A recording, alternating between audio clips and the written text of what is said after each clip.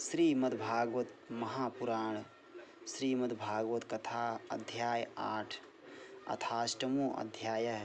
गर्भ में परीक्षित की रक्षा, कुंती के द्वारा भगवान की स्तुति और युधिष्ठिर का शोक। सूतवाच।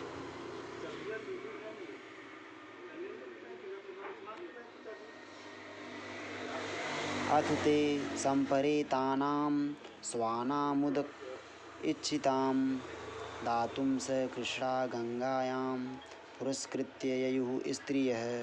सूत जी कहते हैं, इसके बाद पांडव श्री कृष्ण के साथ जलांजलि के इच्छुक मरे हुए स्वजनों का तर्पण करने के लिए स्त्रियों को आगे करके गंगा तट पर गए। तेनियोदकं सर्वे विलप्य च भृशं पुनः आप्लुता हरिपादाब्जरजः पूतसरिज्जले। वहाँ उन सब ने मृत बंधुओं को जलदान दिया और उनके गुणों का स्मरण करके बहुत विलाप किया। तदनंतर भगवान के चरण कमलों की धूल से पवित्र गंगा जल में पुनः स्नान किया। तत्रासीनं कुरुपतिं धृतराष्ट्रं सहानुजं गान्धारीं पुत्रशोकार्तां पृथां कृष्णां च माधवः। वहाँ अपने भाइयों के साथ कुरुपति महाराज युधिष्ठिर, धृतराष्ट्र पुत्र शोक से व्याकुल गांधारी, कुंती और द्रौपदी सब बैठकर मरे हुए स्वजनों के लिए शोक करने लगे। सांत्वयामास मुनिभिर्हत बन्धुच्छुच्चार्पितान् भूतेषु कालस्य गतिं दर्शन्य प्रतिक्रियां। भगवान श्री कृष्ण ने धौम्य आदि मुनियों के साथ उनको सांत्वना दी और समझाया कि संसार के सभी प्राणी काल के अधीन हैं, मौत से किसी को कोई बचा नहीं सकता।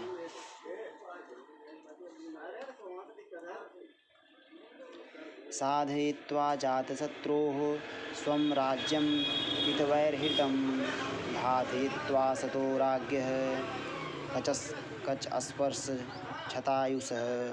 इस प्रकार भगवान श्री कृष्ण ने अजातशत्रु महाराज युधिष्ठिर को उनका वह राज्य जो धूर्तों ने छल से छीन लिया था वापस दिलाया तथा द्रौपदी के केशों का स्पर्श करने से जिनकी आयु क्षीण हो गई थी उन दुष्ट राजाओं का वध कराया। याजयित्वा अश्वमेधस्तं त्रिभिरुत्तमं कल्पकैः तद्दशः पावनं दिक्षु शतमन्योरिवातनोत्। साथ ही युधिष्ठिर के द्वारा उत्तम सामग्रियों से तथा पुरोहितों से 3 अश्वमेध यज्ञ कराए। इस प्रकार युधिष्ठिर के पवित्र यशों को 100 यज्ञ करने वाले इंद्र के यश की तरह सब ओर फैला दिया। आमंत्र्य पांडुपुत्रांश्च सैन्योध्व संयुतः द्वैपायनादि भिभिर्प्रयः पूजितैः प्रतिपूजितः। इसके बाद भगवान श्री कृष्ण ने वहाँ से जाने का विचार किया। उन्होंने इसके लिए पांडवों से विदा ली और व्यास आदि ब्राह्मणों का सत्कार किया। उन लोगों को भी भगवान का बड़ा ही सम्मान किया। उन लोगों ने भी भगवान का बड़ा ही सम्मान किया। तदनंतर सात्विक और उद्धव के साथ द्वारका जाने के लिए वे रथ पर सवार हुए। उसी समय उन्होंने देखा कि उत्तरा भय से विह्वल होकर सामने से दौड़ी चली आ रही है। गंतुम कृतम अतिर्ब्रह्मान् द्वारकां रथमा स्थितः उपलेभे अभिधावन्ति उत्तरां भय विहुलाम्। उत्तरोवाच पाहि पाहि महायोगी योगिन् देवदेव जगत्पते नान्यं त्वद्भयं पश्ये यत्र मृत्युः परस्परम्। उत्तरा ने कहा, देवाधिदेव जगदीश्वर आप महायोगी हैं, आप मेरी रक्षा कीजिए। आपके अतिरिक्त इस लोक में मुझे अभय देने वाला और कोई नहीं है। क्योंकि यहाँ सभी परस्पर एक दूसरे की मृत्यु के निमित्त बन रहे हैं। अभिद्रवति मामीश सरस्तप्तायसो विभो कामं दहतु मां नाथ मामे गर्भो निपात्यताम। प्रभु, आप सर्वशक्तिमान हैं। यह दहकते हुए लोहे का बाण मेरी ओर दौड़ा आ रहा है। स्वामिन, यह मुझे भले ही जला डाले, परंतु मेरे गर्भ को नष्ट ना करे, ऐसी कृपा कीजिए। सूत उवाच उपधार्य वचस्तस्या भगवान् भक्तवत्सलः पाण्डवमिदं कर्तुं द्रोणेरस्त्रं बुद्धयत्। सूत जी कहते हैं, भक्तवत्सल भगवान श्री कृष्ण उसकी बात सुनते ही जान गए कि अश्वत्थामा ने पांडवों के वंश को निर्वीज करने के लिए ब्रह्मास्त्र का प्रयोग किया है। तहर्येवाथ मुनिश्रेष्ठ पांडवाः पंचसायकान् आत्मनो अभिमुखान् दीप्तानालक्ष्या अस्त्राण्युपाददुः। शौनक जी, उसी समय पांडवों ने भी देखा कि जलते हुए 5 बाण हमारी ओर आ रहे हैं, इसलिए उन्होंने भी अपने अपने अस्त्र उठा लिए। व्यसनं वीक्ष्य तत्तेषामन अन्यविषयात्मनां सुदर्शनेन स्वअस्त्रेण स्वानां रक्षां व्यादाद्विभुः। सर्वशक्तिमान भगवान श्री कृष्ण ने अपने अनन्य प्रेमियों पर, शरणागत भक्तों पर बहुत बड़ी विपत्ति आई जानकर अपने निज अस्त्र सुदर्शन चक्र से उन जिन जनों की रक्षा की, उन निज जनों की रक्षा की। अंतस्थः सर्वभूतानामात्मा योगेश्वरो हरिः स्वमायया आवृणोद्गर्भं वैराट्याः कुरुतन्तवे। योगेश्वर श्री कृष्ण समस्त प्राणियों के हृदय में विराजमान आत्मा हैं। उन्होंने उत्तरा के गर्भ को पांडवों की वंश परंपरा चलाने के लिए अपनी माया के कवच से ढक दिया। यद्यप अस्त्रं ब्रह्मशिरस्त्वमोघं चाप्रतिक्रियं वैष्णवं तेज।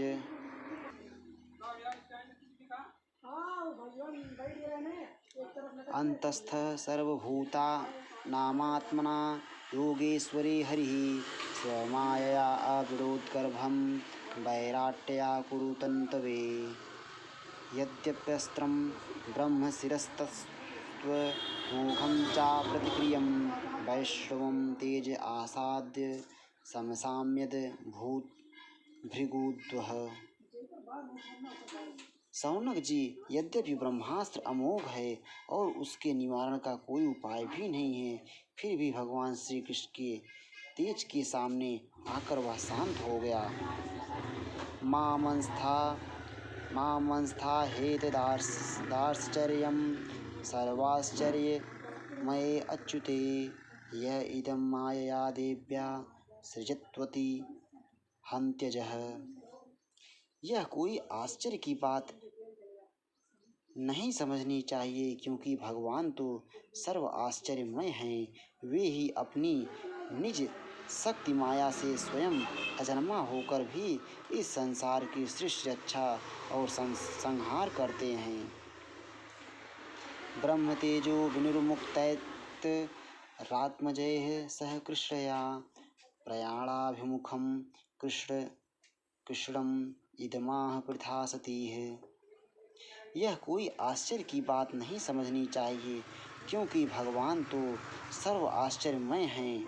वे ही अपनी निज शक्ति माया से स्वयं अजन्मा होकर भी इस संसार की सृष्टि, रक्षा और संहार करते हैं। जब भगवान श्री कृष्ण जाने लगे, तब ब्रह्मास्त्र की ज्वाला से मुक्त अपने पुत्रों के और द्रौपदी के साथ साथ सती कुंती ने भगवान श्री कृष्ण की इस प्रकार स्तुति की। कुंती उवाच नमस्ते पुरुषं त्यक्त्वा अदमीश्वरं प्रकृतेः परम् अलक्ष्यं सर्वभूतानां अंतर्बहिर्अवस्थितम्। कुंती ने कहा, आप समस्त जीवों के बाहर और भीतर एक रस स्थित हैं, फिर भी इंद्रियों और वृत्तियों से देखे नहीं जाते, क्योंकि आप प्रकृति से परे आदि पुरुष परमेश्वर हैं। मैं आपको नमस्कार करती हूँ।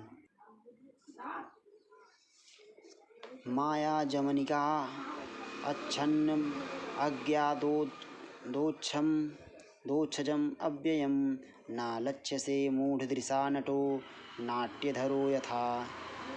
इंद्रियों से जो कुछ जाना चाहता है उसकी तह में आप विद्यमान रहते हैं और अपनी ही माया के पर्दे से अपने को ढके रहते हैं। मैं अबोध नारी आप अविनाशी पुरुषोत्तम को भला कैसे जान सकती हूँ। जैसे मूढ़ लोग दूसरा भेष धारण किए हुए नट को प्रत्यक्ष देखकर भी नहीं पहचान सकते, वैसे ही आप देखते हुए भी नहीं देखते हैं। तथा परमहंसानां मुनीनां लात्मनां भक्ति योग विधानार्थं कथम पश्येम ही स्त्रियः। आप शुद्ध हृदय वाले विचारशील जीवन मुक्त परमहंसों के हृदय में अपनी प्रेममयी भक्ति का सृजन करने के लिए अवतीर्ण हुए हैं, फिर हम अल्पबुद्धि स्त्रियां आपको कैसे पहचान सकती हैं। कृष्णाय वासुदेवाय देवकी नंदनाय च नंदगोपकुमाराय गोविंदाय नमो नमः।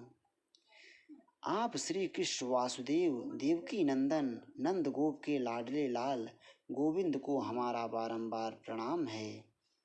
कृष्णाय वासुदेवाय देवकी नंदाय कृष्णाय वासुदेवाय देवकी नंदनाय च नंदगोप कुमाराय गोविंदाय नमो नमः।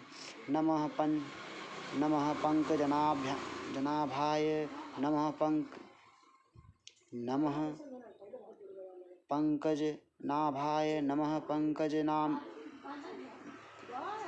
नमः पंकजनाभाय नमः पंकजमालिने नमः पंकजनेत्राय नमस्ते पंकजांघ्रे।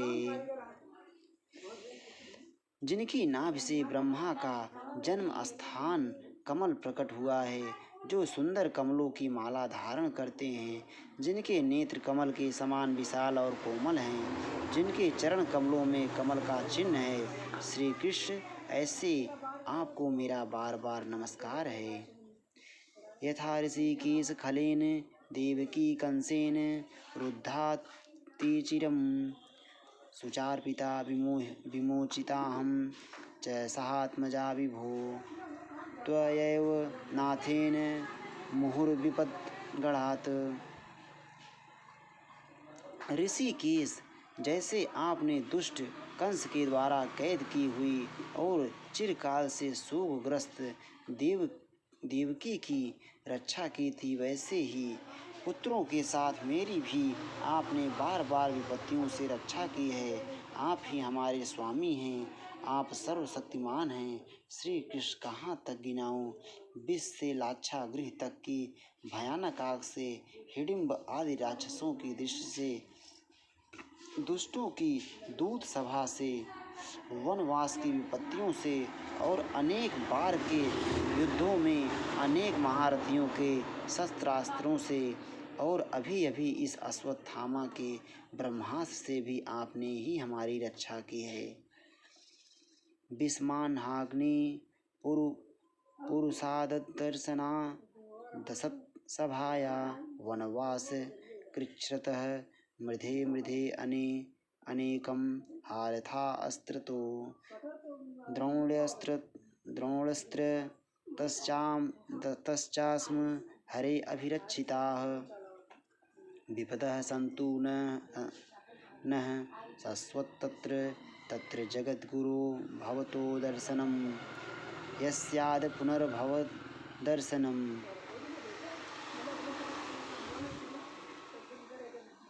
जगत गुरु हमारे जीवन में सर्वदा पद पद पर विपत्तियां आती रहें, क्योंकि विपत्तियों में ही निश्चित रूप से आपके दर्शन हुआ करते हैं और आपके दर्शन हो जाने पर फिर जन्म मृत्यु के चक्कर में नहीं जाना पड़ता।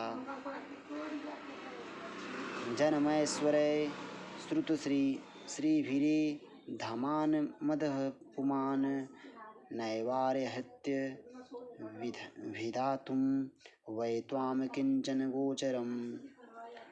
ऊंचे कुल में जन्म, ऐश्वर्य, विद्या और संपत्ति के कारण जिसका घमंड बढ़ रहा है, वह मनुष्य तो आपका नाम भी नहीं ले सकता, क्योंकि आप तो उन लोगों को दर्शन देते हैं जो अकिंचन हैं।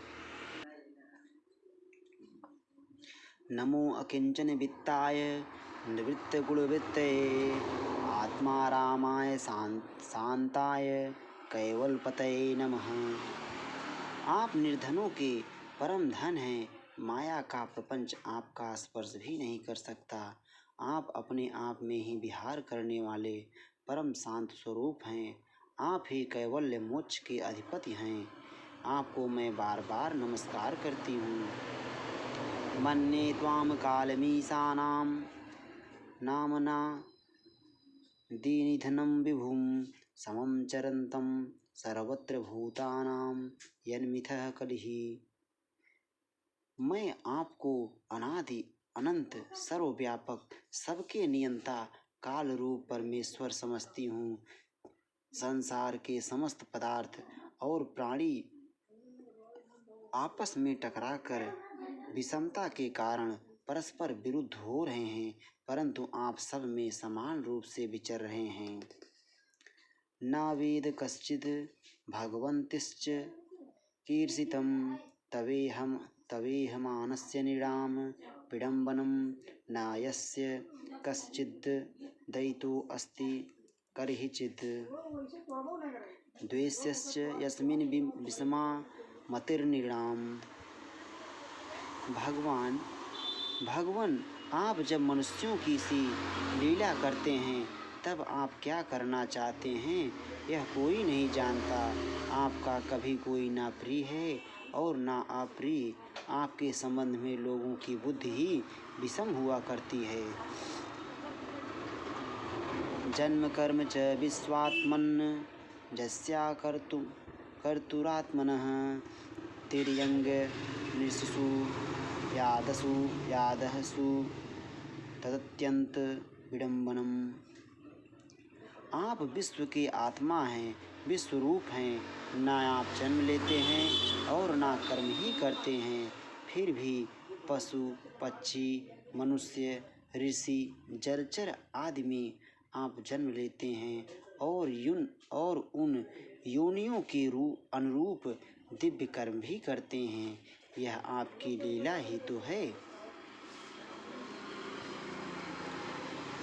गोप्या ददे त्वयि कृतागसि दाम तावद् याते दशाश्रुक लीलांजन संभ्रमाक्षं वक्त्रं निनीय भवभावनया स्थितस्य सा मां विमोहयति धीरपि यद्विभेति।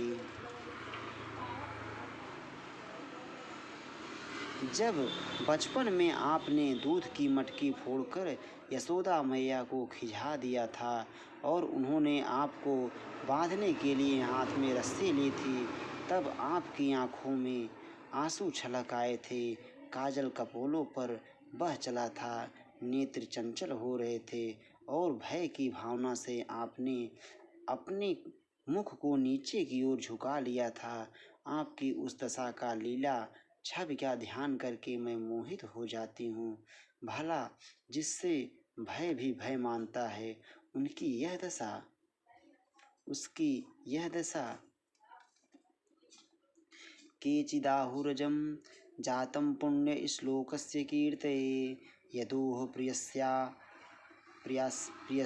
अन्ववाये मलयस्वेव चंदनम। आपने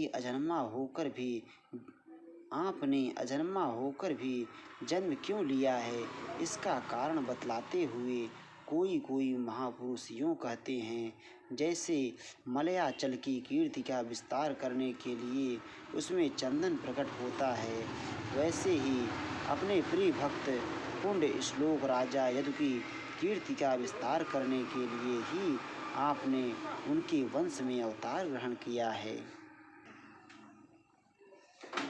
अपरे वसुदेवस्य देवक्यां याचितो अभ्यगात् अजस्त्वमस्य क्षेमाय वधाय च सुरद्विषां भारावतारणा यान्वे भुवो नाव इवो दधौ सीदन्तया भूरिभारेण जातो ह्यात्म भुवार्थितः भवे अस्मिन् क्लिश्यमानानां विद्याकामकर्मभिः श्रवणस्मरणार्हाणि करिष्यन्निति केचन शृण्वन्ति गायन्ति ग्रन्थभीक्षणसः स्मरन्ति नन्दन्ति त्वेहितं जनाः।